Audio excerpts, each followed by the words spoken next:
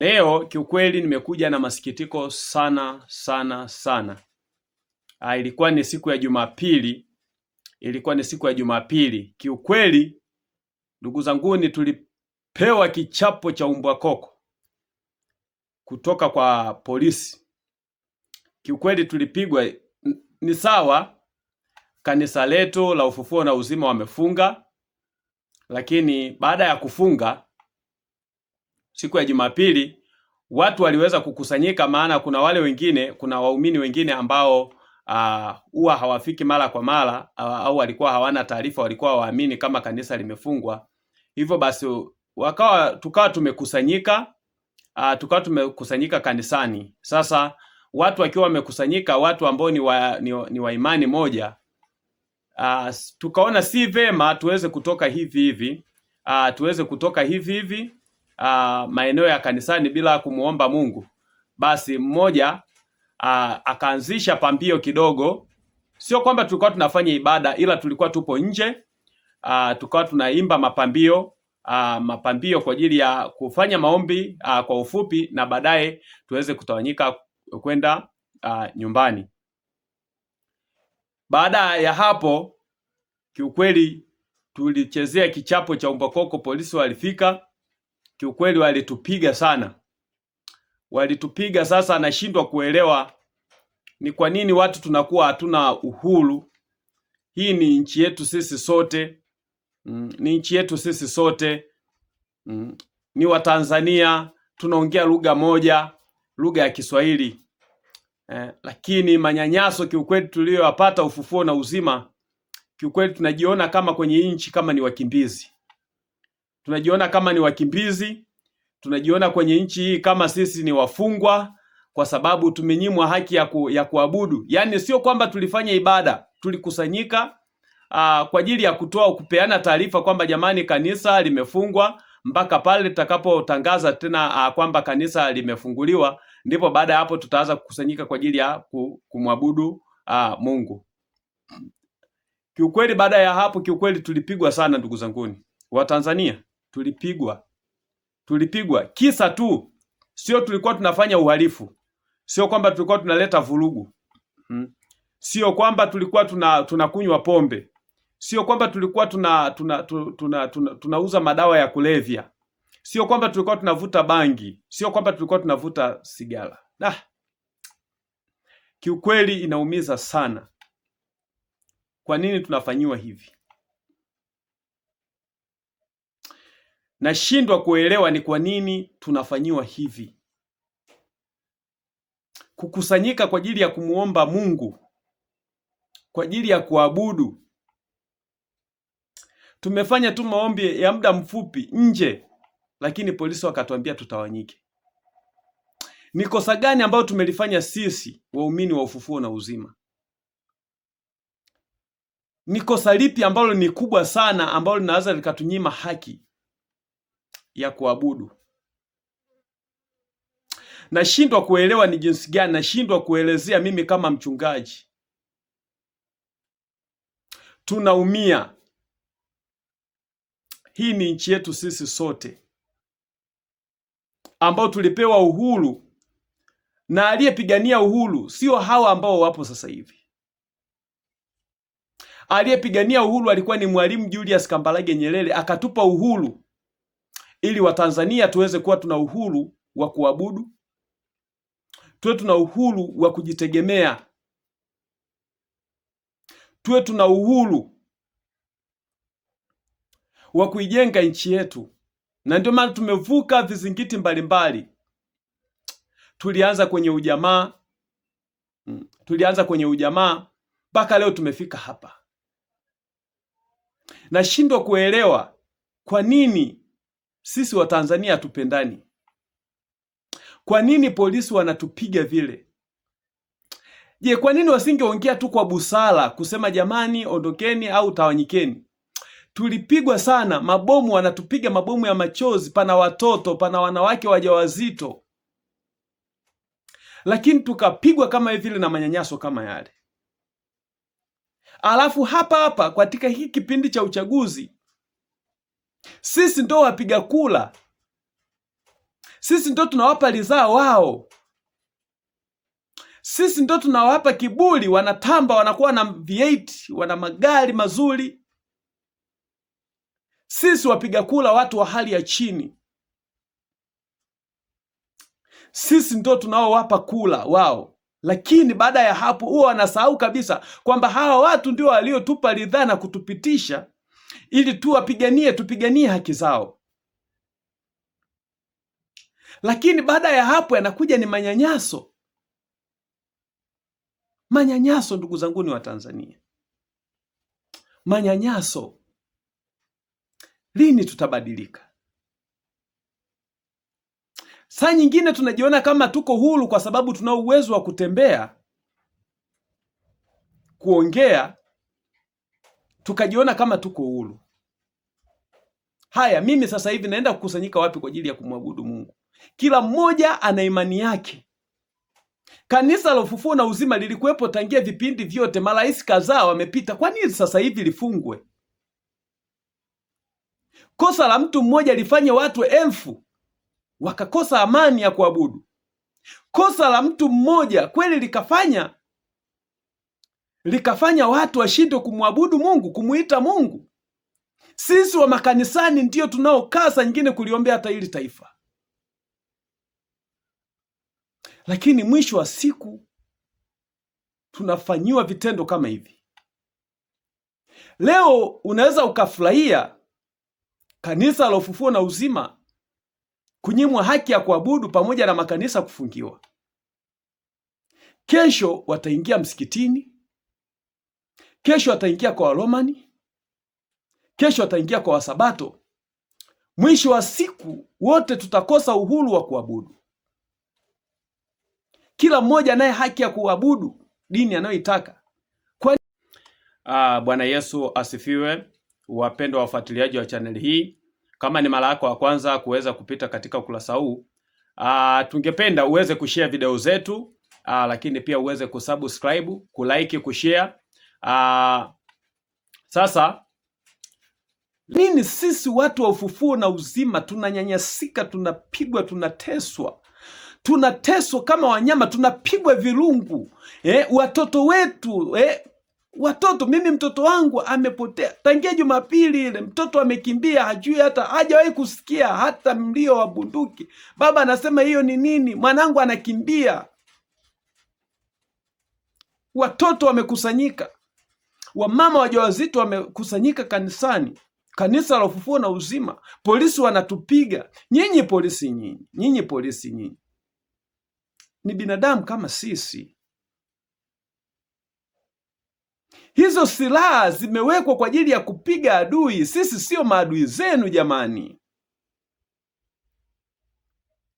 Je, tulikuwa tunaleta vurugu gani? Mlitukuta tunaimba, mmetukuta tunaimba, mmetukuta tunaabudu, mkapiga mabomu ya machozi namna ile, mkatutesa namna ile. Haya, mtuambie nyinyi tufanye nini sasa? Ajira mitaani hakuna, maisha ni magumu, na kipigo mnatupatia, na kula zetu tena mnakuja mnaomba, alafu watoa kula ndio sisi. Mimi nilitegemea saa nyingine kama Gwajima bishop wetu amefanya kosa, amefanya kosa, mngemvua wanachama yeye kama yeye. Haya ni maelfu ya watu, ambao mnaonyima uhuru wa kuabudu. Mnafungia kanisa ambalo limesajiliwa, lina vibali. Sababu ya kufungia kanisa hamjatueleza. Ndugu zanguni, where we are going? Je, nchi inajengwa kwa namna hii? Nchi inajengwa kwa kunyanyasa watu? Nchi inajengwa kwa kupiga watu wanaokaa kanisani, wanaabudu, wanasali, ambao hawaleti machafuko? Nchi inajengwa kwa namna hii? Jamani, where we are going? This is our country. Kila mmoja anayo haki ya kuijenga nchi yake na kuiombea nchi yake. Uzalendo uko wapi?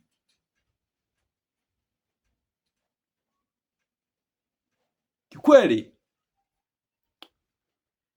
wana wa Israeli walikaa kwa Farao miaka 1000. Mwisho wa siku Mungu alisikia kilio cha wana wa Israeli. Biblia inasema wengine waokoeni hata kwenye moto. Ipo siku moja Mungu wa Isaka, Mungu wa Yakobo na Mungu wa Eliya atakuja kushuka. Akishuka, kila damu iliyomwagika kwa uonevu, kila damu iliyomwagika kwa uonevu mtailipia. Gharama mtailipa. Gharama mtailipa. Mtailipa gharama. Tupo kwa ajili ya kumuomba Mungu, hatupo kwa ajili ya kutengeneza uhalifu. Tupo kwa ajili ya kuisaidia taifa, kutengeneza vijana ambao itakuwa ni nguvu kazi kwa ajili ya kulijenga taifa, kwa ajili ya kuijenga Tanzania. Hatupo kwa ajili ya kuiangamiza Tanzania. Tulikuwepo kanisani kwa ajili ya kuiombea Tanzania, kwa ajili ya kuombea vijana ambao ndo nguvu kazi ya taifa, ili waweze kuwa wao na maadili mazuri, lakini tunapigwa, tunanyanyaswa. Yaani mtu tunanyanyaswa kwenye nchi yetu, na nyinyi mnatumwa nendeni kapigeni, mnawatupiga vilungu, mnatupiga kama mnapiga simbilis, kama mnapiga ng'ombe, kama mnapiga sijui nini, mnatupiga bila kujali hata kwamba huyu nayepiga napiga ni binadamu mwenzangu, unapiga popote.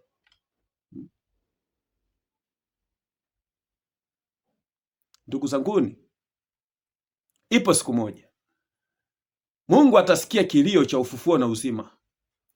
Ipo siku moja Mungu atasikia kilio cha ufufuo na uzima. Mungu atashuka pamoja na jeshi la malaika lote, atatawala yeye, na wewe utalipia uliyofanya hayo. Mimi nilitegemea labda mngekuwa mnaenda vilabuni. Kwa nini hamlijengi taifa? Mnakaa asubuhi mnakunywa pombe, lakini mnapiga watu ambao wapo kanisani. Yaani mnagusa jicho la Mungu. Mnaigusa jicho la Mungu.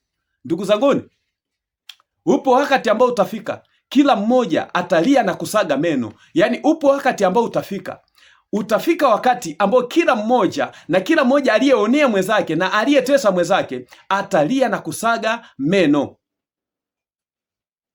Hayo mnayoyafanya si sawa.